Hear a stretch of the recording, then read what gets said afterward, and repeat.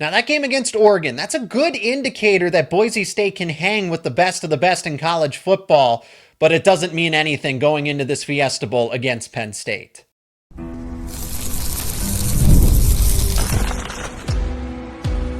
You are Locked On Nittany Lions, your daily podcast on the Penn State Nittany Lions. Part of the Locked On Podcast Network, your team every day. It is a Locked On crossover with Locked On Nittany Lions and Locked On College Football. My name is Zach Sako. I'm the host of Locked On Nittany Lions. He is Spencer McLaughlin of Locked On College Football, also Locked On Ducks, which is great, Spencer, because we're going to get an actual explanation from an actual expert of how Boise State played Oregon tough. That was a 3-point game. So if they made that one close, then the natural explanation is that Boise State's going to be able to go toe-to-toe with Penn State.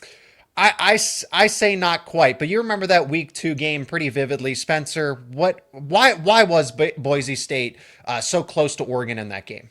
Well, they had a couple of really key moments in the second half where they forced Oregon turnovers to flip the momentum. You know, Boise State had the lead going into the half. They got Ashton Jeanty going in the early portion of that game. And then from there on out, they were exchanging blows, but it felt there was a moment in the third quarter where it felt like Oregon was going to go and pull away, and you go, oh, okay, now they're going to settle in. They had a 7-point lead. They had the ball. And then Oregon goes down the field, and Boise State's defense forces a turnover. And it wasn't anything in particular that was sloppy from the Ducks. It was just a good play by the Boise State defender. And then all of a sudden, they go down and score on the next play. And then Oregon has the ball. And then Oregon fumbles again, and Boise State scores a few plays later. And you look up, and Oregon fans are going, we went from 7-point lead with the ball to all of a sudden down 7 points. What's going on? And then the next sequence was Oregon taking a kickoff back to the house, which was actually dropped at the 1-yard line. Jayden Lamar picked up the ball, and he's an Oregon legend because of it. But that's kind of how the game progressed. There was certainly an opportunity for Oregon to open the game up more than it ended up being, which was a narrow 3-point win, but it didn't get there because Boise State's defense had a couple of really good moments. And I think they have to be more than just Ashton Jeanty to hang with Penn State. I mean, Jeanty, of course, has to have a good game. He's got to be able to run the football, get some explosive plays, and make it easier for the Broncos offense. But that's not really what I'm most interested to see, because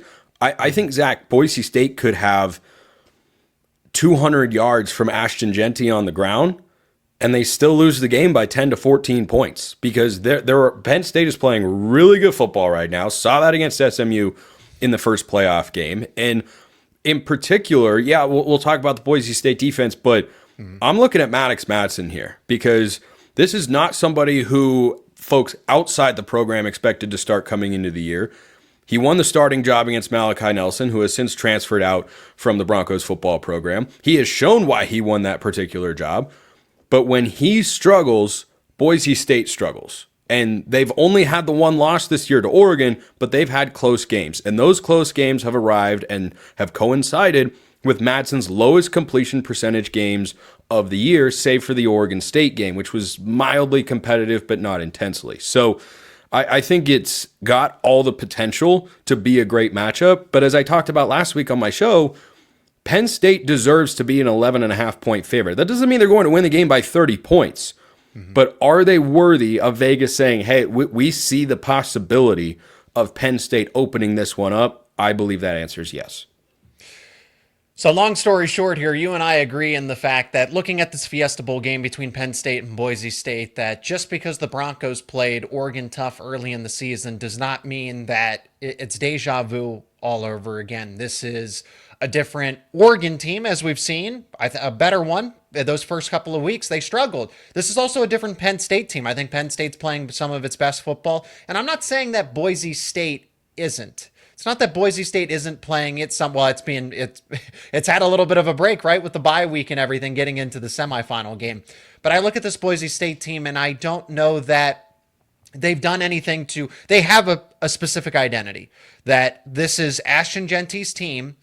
Maddox Madsen's a game manager. This is a defense that we don't ask it to do a whole lot in terms of, because everything runs through Ashton Jeanty. So we'll talk about it more in the show with how Boise State is going to have to adapt if Ashton Jeanty is limited to some regard. But that's what I mean, is that this team hasn't gone through this transitory period where you see the beginning of it, because they struggled just with Wyoming a few weeks back, not too long ago. And I know that they're getting healthier at the right time, which is fitting going into the postseason. My point being is that I can see the difference between the first half of the season Penn State and the present Penn State. Same thing with Oregon. With Boise State, I don't see that. I see a team that still runs through its same identity with it's Ashton Jeanty or nothing. I don't know that that's a bad thing necessarily. I mean, yeah, if it's broke, don't fix it. Or if it's not broken, don't fix it. I think that Dirk Cutter, the offensive coordinator, is one of the most underrated coordinators in all of football. And if people aren't aware of how good he's been this year, they could very well see that. And maybe Boise State doesn't go for 35, 38 points or put up 45 like Oregon did in the Big Ten championship game. But his timing of the run and the play action of when he makes certain calls, it's so good. And it's weird to say, he's an underrated guy as an offensive coordinator when he's been around football for so long. But when you hear, conversation for the Broyles Award, you're not going to hear Dirk Cutter's name out there. If you talk about coordinators that could become head coaches, I don't see his name popping up on any list. The coaching carousel's been going round and round. I didn't see his name out there. So that's why I say he's flying under the radar a little bit, because I think he's really good. The way they use the tight ends, in particular in the play action game, I think has been awesome. I think they do a really good job of always seeming to make those calls at the exact right moments in the game. So, but I want to go back to something you said, because I'm sure Boise State fans are already hopping on you in the comments here, Zach, and you used the bugaboo word, game manager. It has such a negative connotation. I don't really know why. Mm-hmm. I mean, it's, well, can he take over games? No, he can't. He cannot. But I think when people hear that word, they think, he's limited. Well, that doesn't mean he isn't going to make some good throws. Yeah. Go look at the best plays that he's made this year. Go watch Boise State when they have thrown for some big yardages this year. He's had a couple of games against Georgia Southern. He had 280 yards. He had 307 against San Diego State. And yeah, in the other games, he's been under 200 far more often than not. But what you're going to see from this Broncos offense and what could allow them to move the ball with some success to hang around with Penn State in this spot is he will make some throws that you don't think he should be able to make, because he's not that big. He's not that fast. He's not even that experienced relative to some of the quarterbacks in college football. I mean, he's not as experienced as Drew Aller. He's one of the smarter quarterbacks in all of it. Drew Aller is too. Drew Aller's a smart quarterback in college football. So is Matt Madsen, and that's why you don't see him make a lot of mistakes, because nothing fools him. Yeah, that is the bet. I think you hit the nail on the head. He is an incredibly high IQ guy who knows how to work within his own physical limitations to go out and execute the offense at a high level. So, game managing quarterbacks, I think, has a really negative connotation compared to what the reality actually is. Whereas you would not say that, a ball distributing point guard from, the old school NBA, like Rajon Rondo on that 08 Celtics team that won a championship. He was my favorite guy to play with in 2K, because I'd rack up 20 assists with him. He didn't score, he couldn't shoot, but gosh almighty, for what he was needed to do, he's really good at it. And Maddox Madsen has been exceptional this year. He's thrown a whopping 3 interceptions all season long. So he's been really good, and I think that's why Boise State has the ability to hang around in this game. Yeah. But they're going to have to play very complete. They have to play a B+, A- sort of game, whereas I feel like Penn State could roll out with a C+, B- and still go out and win. And that's why they've moved from a 10.5 to an 11.5 point favorite, as you see over our friends at FanDuel. Now, still to come on this show, Ashton Jeanty is the heartbeat of this Boise State team. But if he is somewhat phased out of the game, if he is limited, if he is neutralized, can Boise State even do anything to overcome that? We'll talk about that next on the other side of this break. And today's crossover episode is brought to you by Rocket Money. Did Rocket Money help you find any subscriptions that you might have forgotten about or that you were paying for twice?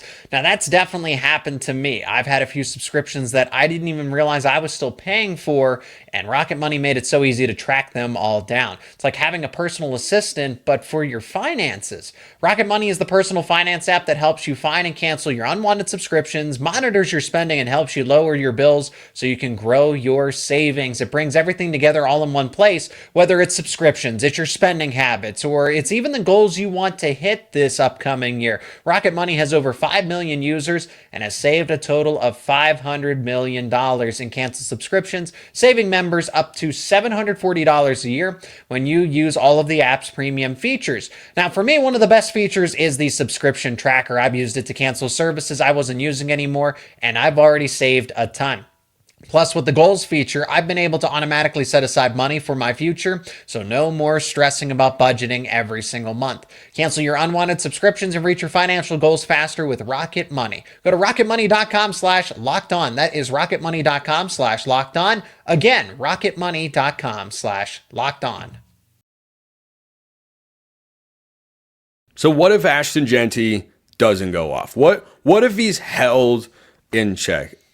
It's not a ridiculous thought. He's a hard guy to tackle, but if he's hit behind the line of scrimmage, on average, he'll probably pick up about 5 more yards after that because he's one of the best in the country in yards after contact, of course. But if you have unlimited penetration by the defensive line, Zach, there's nothing Jeanty is able to do. He has to have some lanes get created in order for him to be at his most effective. But if he's taken away,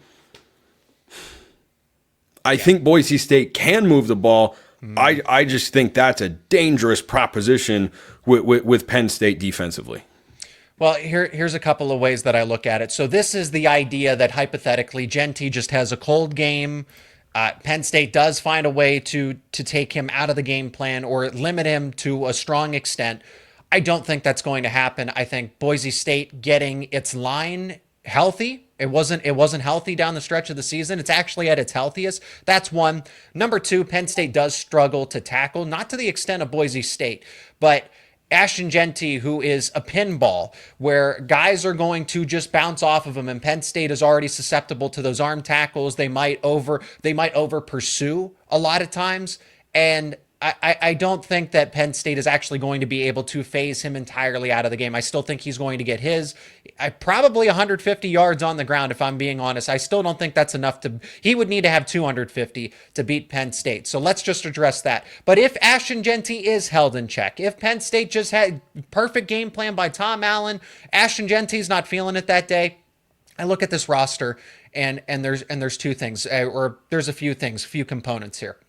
Maddox Madsen, as we've talked about, is a game manager, and he is not going to be able to play hero ball and keep Boise State in it. They need an effective blueprint to continue to go with what they're trying to do with Jeanty.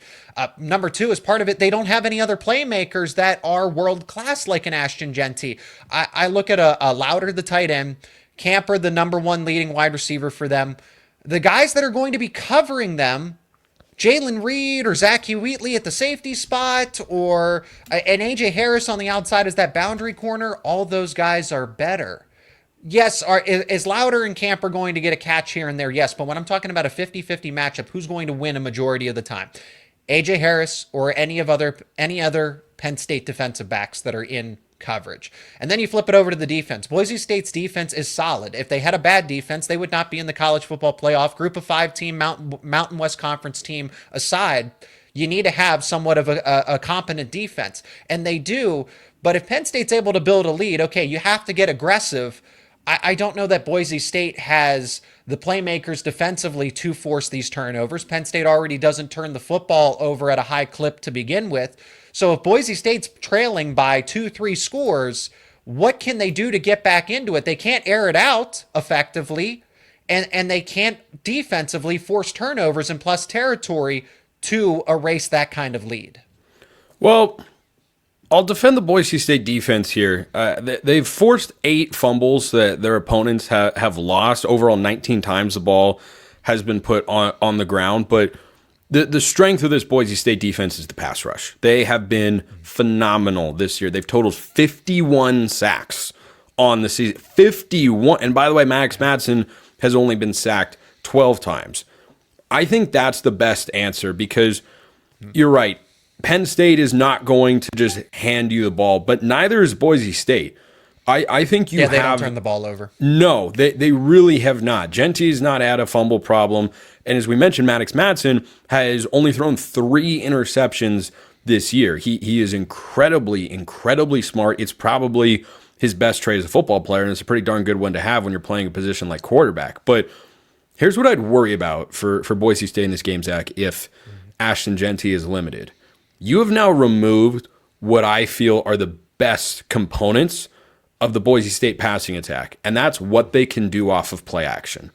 The way that they set up the movement of linebackers who are creating voids because, hey, number 2 is going to get the ball. Oh, wait, no, it's not. It's play action. Boom, in behind on those dig routes to guys like Cam Camper. Or the way they use their tight ends and sneak them out the backside or use them in the flat. They do a really good job of keeping you on your toes and keeping you guessing. But if the Penn State front 4, led by Abdul Carter, are able to just completely dominate this Broncos offensive line, that's not going to be that's going to be an incredibly huge, large challenge for Boise State to overcome. Because if they have to just sit back, they can throw the football, but in the drop back passing game, I don't have a high level of confidence that Madsen can just go slice and dice, and it's not what they've been. We talked about identity earlier for Boise State in this game. The identity of the team has been running with Genty and hit the play action. If you take them out of that, how comfortable are they against probably the second best team that they have played all season?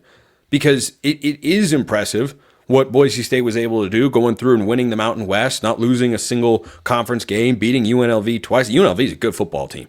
They were a darn good football team this year. They should have beaten Syracuse, who won 10 games in the ACC. They dropped the game-winning interception twice in that matchup. They did beat Kansas, and we know what Kansas was able to become at the end of the year. They knocked off Houston out of the Big 12. Like, when you look at UNLV and beating that team twice, that to me is arguably as impressive as losing to Oregon by 3 points on the road. And you people will probably argue, well, Oregon's probably tough. Okay.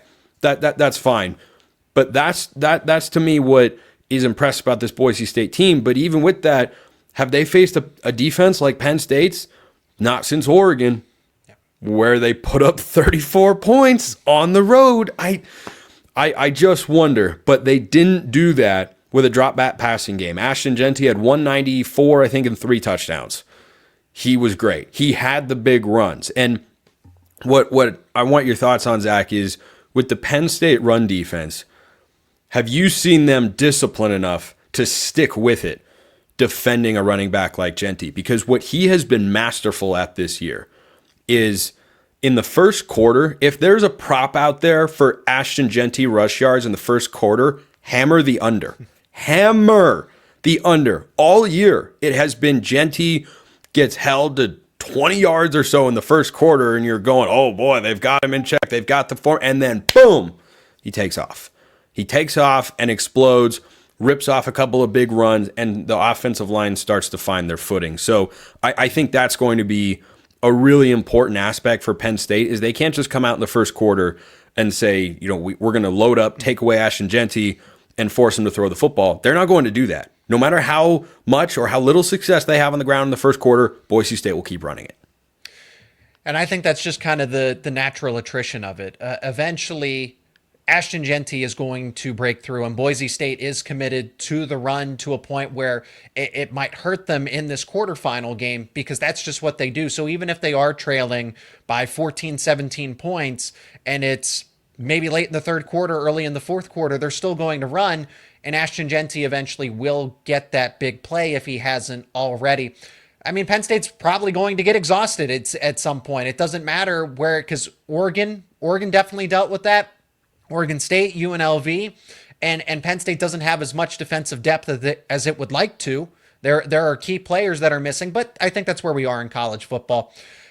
Bottom line is Penn State does need to jump out to an as early of a lead as possible. Talking, if you can make this a 24-7 deficit at halftime, you are in the driver's seat, because then it forces Boise State to have to try something different. If it's a 10-point game, a one-score game, Boise State can kind of continue to do what it likes to do and just kind of hope. But Ashton Jeanty is the domino that affects this entire team, because allowing him to just continue to eat yards, wear down the opposing defense, that does a lot of different things. The play action that you mentioned, it takes the pressure off the quarterback. It allows receivers to get one-on-one coverage. It allows the scheme to get creative.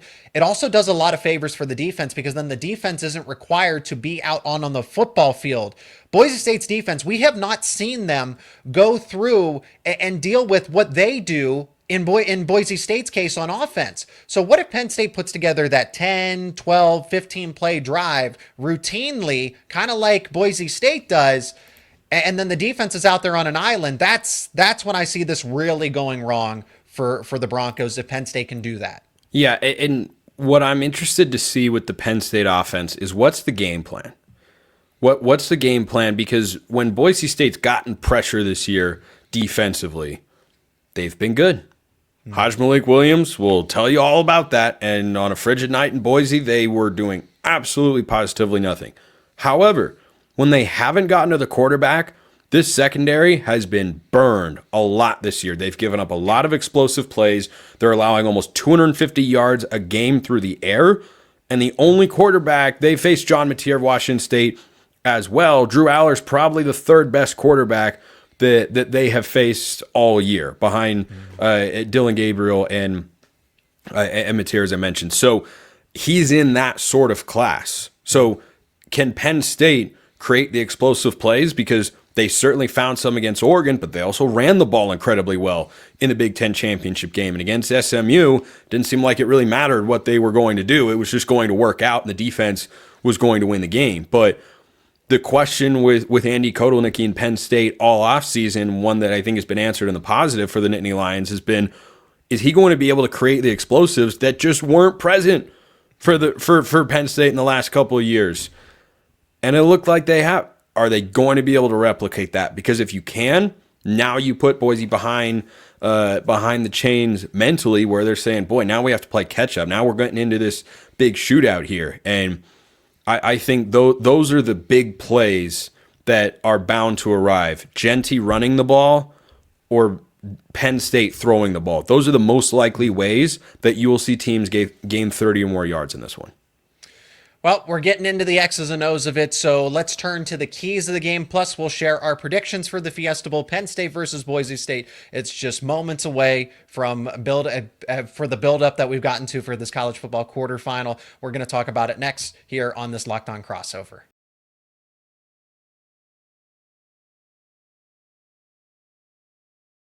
So we've started to outline them a little bit, Spencer. You got into it, how Boise State just needs to be committed to its game plan. Penn State needs to find a way to expose Boise State's secondary, and the pass rush helps them out. If the pass rush is able to get home, then the secondary doesn't have to cover as long for Boise State. My keys for this game, I've already outlined them throughout the week on other shows, but happy to share them again. I think Penn State wins this game. I think Penn State wins it comfortably, 38-20, and it's because Penn State is going to do things that Boise State does to other teams. Penn State is going to go up tempo at first, but then they're going to slow it down. And then those 10, 12, 15 play drives, it gives a break for Penn State's defense, but it's something that Boise State's defense isn't routinely used to.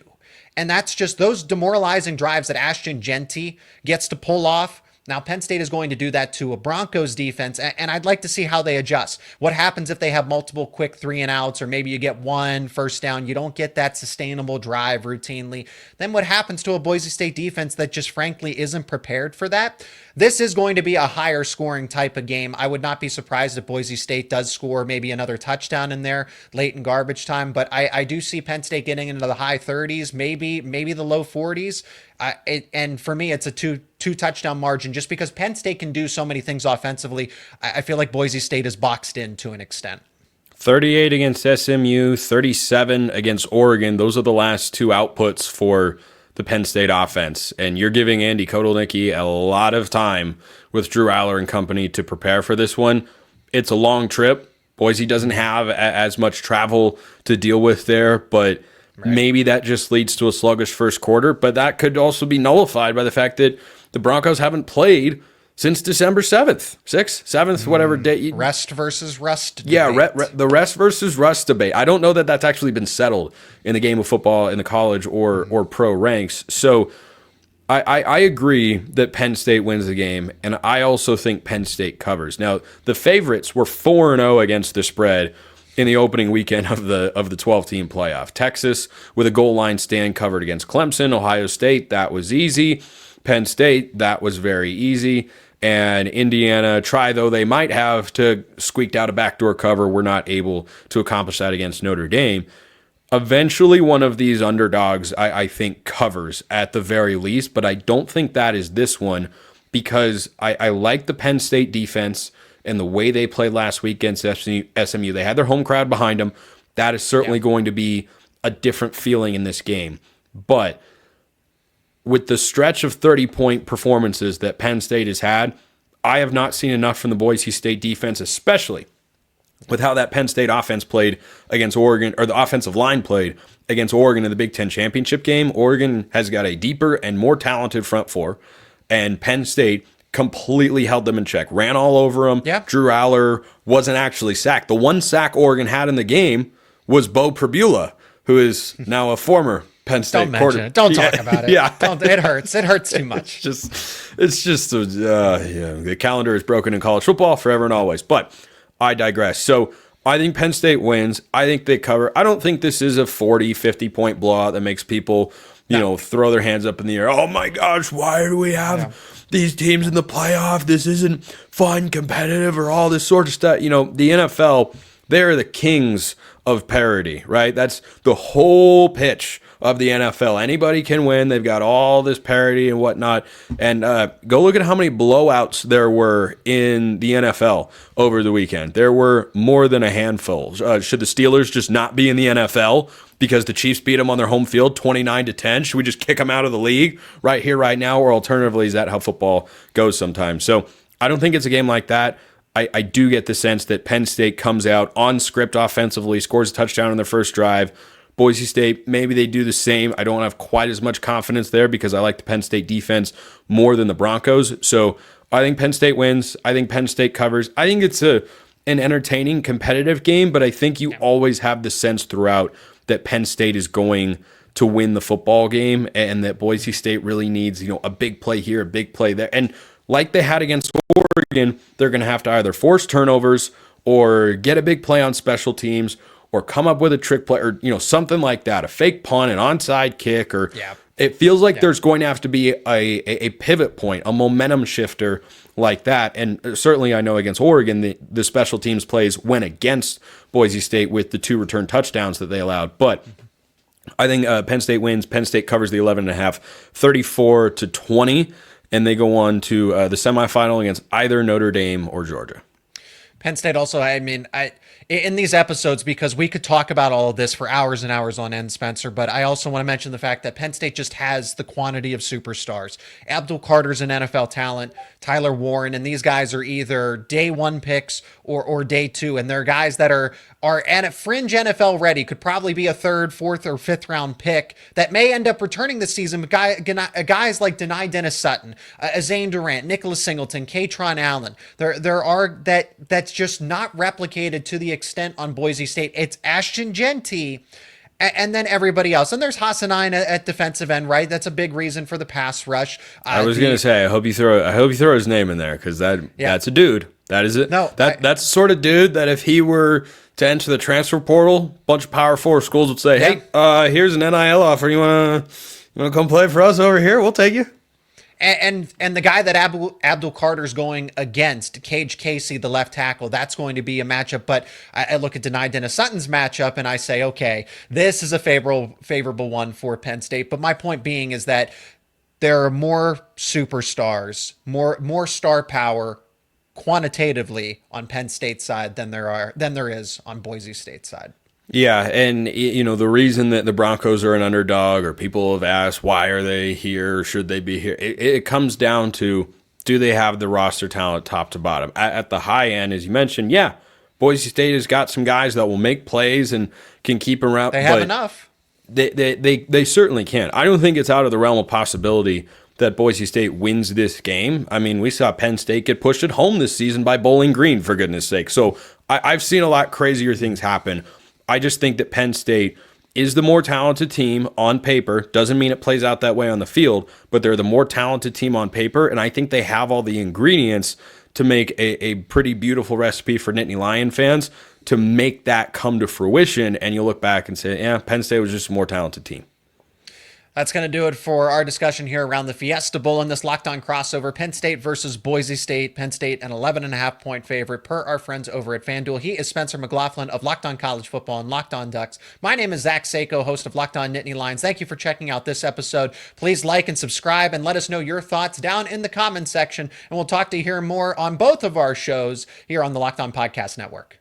And once again, thanks so much for making Locked On Nittany Lions your first listen and watch every single day. For your second listen and watch, check out Locked On Big Ten with host Craig Sheeman. Craig puts the Big Ten first when other people overlook the conference, and that certainly seems to be the case with all of the discourse around this college football playoff. You can find Locked On Big Ten available on YouTube and wherever you get your podcasts. It's part of the Locked On Podcast Network, your team every day.